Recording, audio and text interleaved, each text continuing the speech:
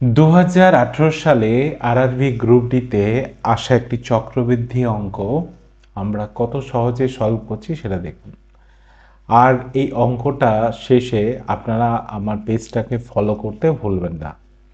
চলুন আমরা অঙ্কটা দেখি কিভাবে শুরু করব আমরা এবং কত সহজে এই অঙ্কটা আমরা করে ফেলবো। দেখো, তো বলেছে বার্ষিক 12% চক্রবৃদ্ধি সুদের হারে 3000 টাকার আসল 2 বছর পরে আনুমানিকভাবে কতটা বৃদ্ধি পাবে।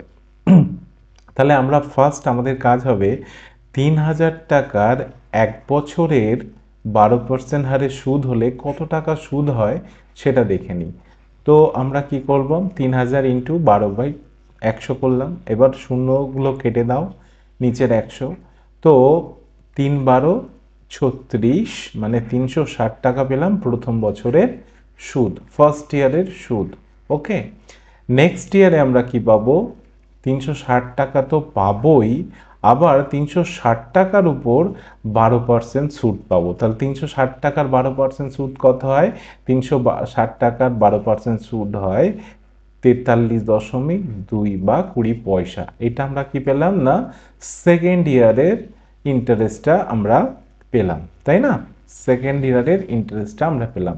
তাহলে আমরা টোটাল কত টাকা পেলাম দেখে নিই। তাহলে দেখুন, এই দুটো যোগ করলে হবে 720 প্লাস 43 টাকা 20 পয়সা।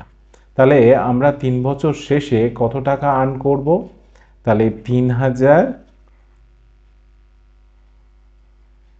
প্লাস 720 প্লাস 43 টাকা। যেহেতু আমাদের অ্যাপ্রক্সিমেট বের করতে বলেছে, সেই জন্য আমরা এই তিনটেকে একসাথে যোগ করে দেবো।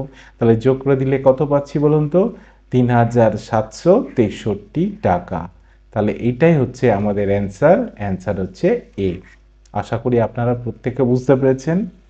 আর আমার পেজটাকে আপনারা ফলো করে দিন।